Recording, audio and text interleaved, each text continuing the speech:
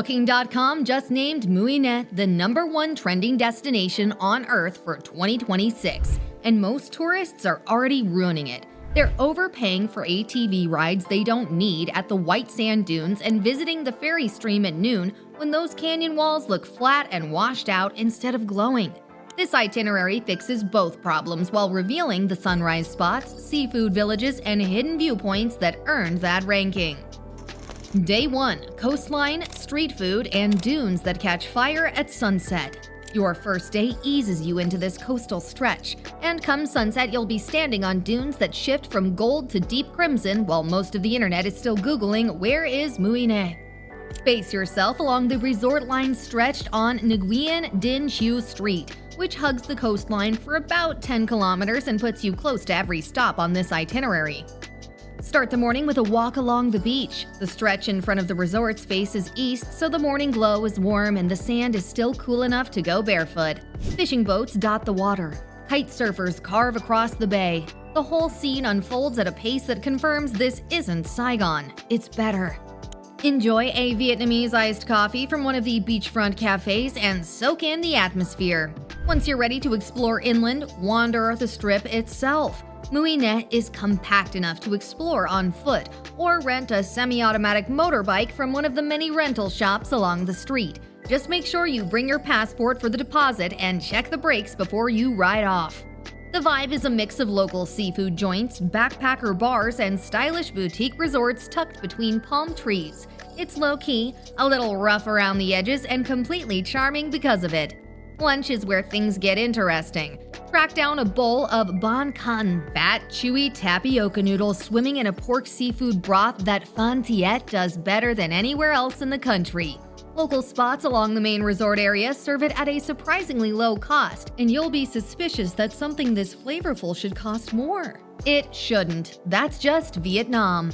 The afternoon belongs to the red sand dunes about 10 to 15 minutes away by taxi. Entry is free, and while these dunes are smaller than the white dunes we'll visit tomorrow, that's the appeal. They're accessible, usually uncrowded on weekdays, and the real show comes as the light shifts. Aim to arrive about an hour before sunset. As the angle drops, the sand shifts from golden to a deep fiery red that looks like someone cranked the saturation slider on reality. Kids will appear out of nowhere offering plastic sand sledding boards. It's a blast if you agree on the price before you sit down. To cap off the night, be sure to visit Banh Di Ut at 281 Nguyen Dinh Chieu in Ham Tien. This place has been flipping mini savory pancakes for over 30 years. The small round rice cakes are cooked in clay molds over charcoal, with egg, shrimp, or squid tucked inside. The local trick? Coconut water in the batter. The experience will have you seriously considering coming back tomorrow. Instead of heading straight back to the hotel, take a slow walk along the beachfront as the area lights up. The ocean breeze cools everything down, lanterns glow from the restaurants behind you, and it hits you that today alone you slid down red dunes at sunset and discovered a street dish that has no business being that good for the price. Not bad for day 1, and we're just getting started. Tomorrow starts at 4:30 a.m. sharp, and trust us, the alarm is worth it. You're about to see landscapes that look pulled from another planet, and the canyon from the intro, the golden hour light inside it is unreal. If you want travel guides that respect your time and focus on the logistics, hit subscribe so you don't lose this resource for your next trip. Watching on TV? Scan the QR code now to save this channel to your phone. Day 2. Sunrise jeeps, fishing boats, and a canyon that glows. This is the big one. 4 stops, 1 continuous route from northeast to southwest with 0 backtracking, and it all starts before the sun comes up. The standard Sunrise Jeep tour picks you up at your hotel at 4:30 a.m.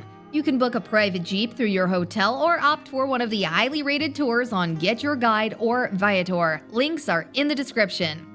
A private Jeep seats 4 to 6 people, and if you split the cost, it's ridiculously affordable.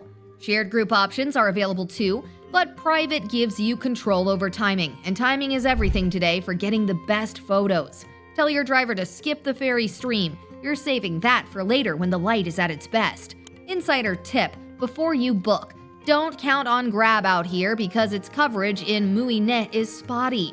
Traditional taxis like Mylan are far more reliable for pre-dawn pickups. The Jeep deposits you at the white sand dunes around 5:15 a.m., perfectly timed for sunrise. This is the classic tourist trap. The Jeep parks at the base, and immediately ATV vendors swarm with high quotes for a 20-minute ride. The ATV cost is separate from your Jeep tour and almost never disclosed up front. You've got two smart plays. Pre-book your ATV through your hotel at an agreed price, or skip the ATV and walk. The hike to the upper dunes takes roughly 25 minutes. It's completely free, and at sunrise, the sand is still cool enough for comfortable walking. You'll hear the occasional ATV buzzing past, but once you crest the first ridge, it's just wide open sand stretching in every direction. Spend 60 to 90 minutes up top. This place is nicknamed Vietnam's Little Sahara, and it earns it. The wind constantly reshapes the desert landscape into rolling ridgelines and soft curves that look different every single day. At sunrise, deep shadows carve along every ridge. Sand sledding is available up here too, and it's exactly as fun as it sounds. Climb up, sit down, and let gravity handle the rest. Lotus Lake sits right next to the dunes. There are actually two lakes, Bao Ong and Bao Ba.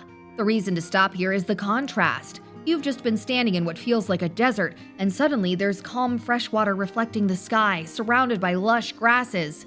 If you visit between May and August, the lake erupts with lotus flowers, creating one of the most photogenic scenes in the country.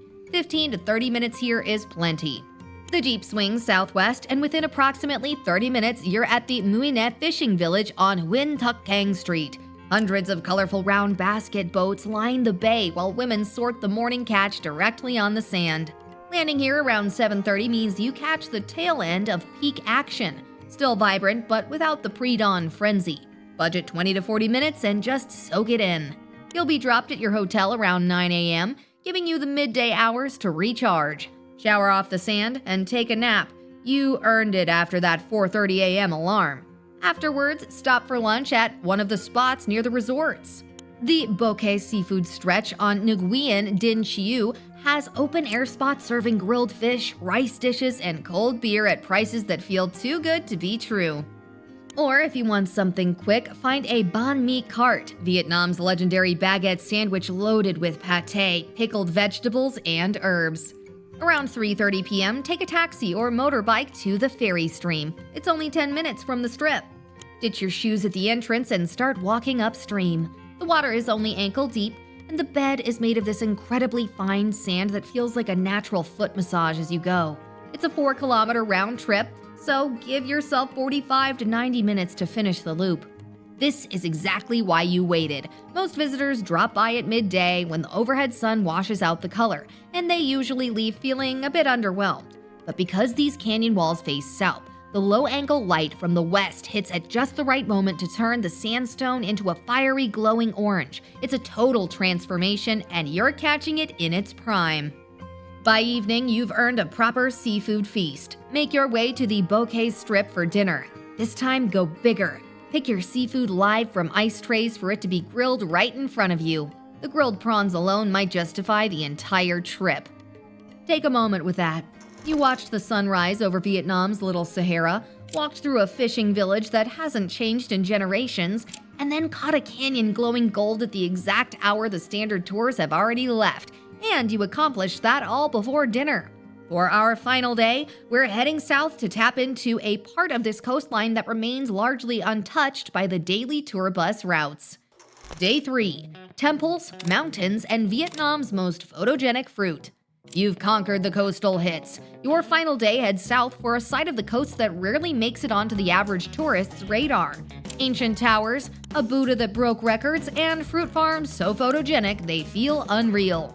The easiest way to cover ground today is a half-day private tour. Operators on Get Your Guide and Viator all run the same proven route: Tak Hu Mountain, a dragon fruit farm, and the Po Shanu Cham Towers. Book it the night before through the links in the description below, or ask your hotel to arrange a private car if you prefer to explore at your own pace. We're going to play this smart. Start by traveling directly to the furthest point first, then hit the other stops as you work your way back north. You'll want to get moving by 8 a.m. and make your way to Tak Hu Mountain, which is about an hour's drive southwest on Highway 1A. Since the summit sits at 649 meters, it stays comfortably cool all year. so definitely pack a light layer. The star of the show here is the 49-meter-long reclining Buddha, which holds the record as the longest reclining Buddha on a mountain in all of Asia. Climbing 1,600 meters in just 10 minutes, the Austrian-made cable car treats you to views of jungle canopy rolling toward turquoise coastline. Even from the upper station, expect about 300 steps up to the Buddha, so bring water and decent shoes. A comprehensive ticket covers entry, the electric tram, and the round-trip cable car. Once you've descended, it'll be roughly 12:30 and you'll be hungry. You're south of the city now. Perfect timing to ask your driver to stop in Phan Thiet for Banh Seo. Unlike the giant southern-style pancakes you see in Saigon, the Phan Thiet version is smaller, crispier, and often submerged in a bowl of peanut-spiked dipping sauce. Look for Banh Seo Ke Swahi on Nguyen Quang, a great local spot.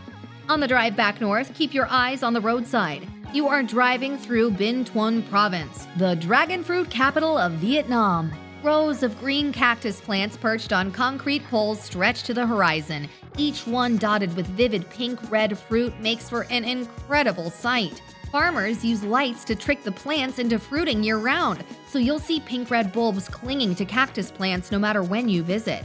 Farms along this stretch welcome visitors, and there's no entrance fee at most.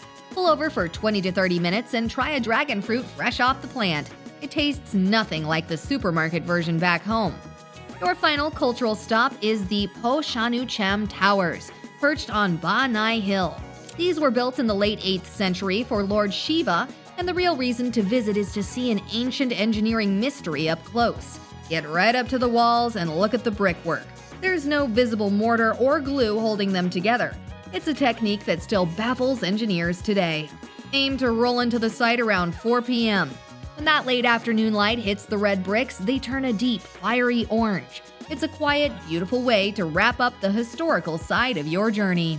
But we aren't done eating yet. For your farewell meal, take a taxi into Phan Thiet City for Ban Can Lan Nguyen at 8 Hai Thung Lan Ong Street. Remember that Ban Can from day one? Here's the spot locals swear by. You'll see multiple cooking stations firing at once, the charcoal smoke mixing with the salty ocean breeze, and bowls of that incredible braised mackerel dipping sauce on every table. A full serving costs roughly $1. Order extra. You'll want to. You just watched the sunrise over sand ridges that look like they belong on Mars, waded through a golden canyon, stood before a towering jungle Buddha, and tasted rare local dishes, all in a place that earns that #1 ranking. If Southeast Asia is calling your name, our Asia Itineraries playlist is on screen now. We've got Hanoi and more to help you plan the full journey. Thanks for planning with Itinerary Insiders, and we'll see you in the next one.